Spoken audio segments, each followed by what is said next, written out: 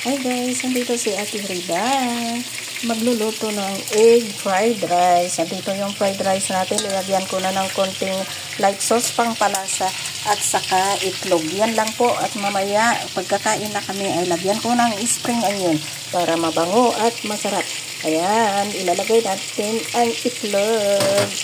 Para ang itlog ay maluto. Nandun yung bawang sa gilid. Nandito naman yung itlog. Ayan, i-stir na natin. Huwag mo hintayin tumigas para maganda yung kanyang pagkahalo. Ayan guys. Tapos ihalo na natin ang kanyang bawang para hindi malasahan ni ating kulit. Ayan, di ba? Ang ganda ng itlog. Tapos, ibudbud natin ang kanyang kanin.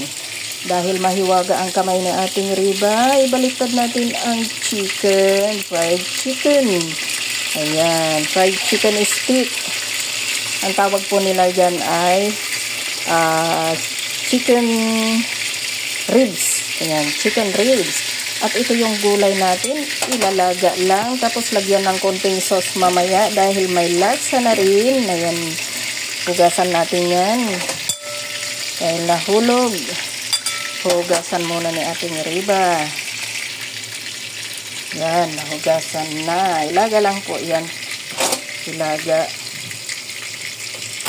lang ng 2 minuto.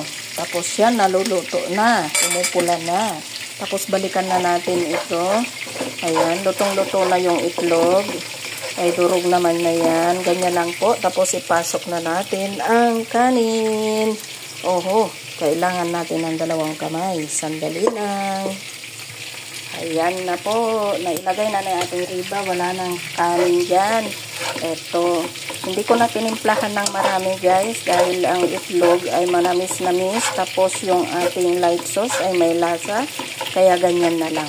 Hindi ko na rin lalagyan ng paminta dahil ayaw ng alaga ko. Total may bawang na. Yan ka guys. Tapos anuhin natin, paghiwa-hiwalayin natin yung buo. Ganyan lang. Huwag nyong masyadong pigain. Di bali light na pag ano lang natin. Yan. Pag halo-halo. Ganyan lang po. Ayan. Okay, fried rice ni ating Rida. At ito ay luto na. Ito luto na. Ayan, luto na rin. Iano natin yung apoy para alisin na dyan. Ito po ay luto na rin. Kasi gustong-gusto niya yung ano, crispy-crispy. Kaya kunin na natin. Mamaya lagyan ko lang po ng light sauce. Light sauce lang po ilagay ko. Mamaya ko na ano ilalagyan pag kakain na kami. Yan, pwede na natin i-off yan. At pwede na rin ito. Sarap-sarap.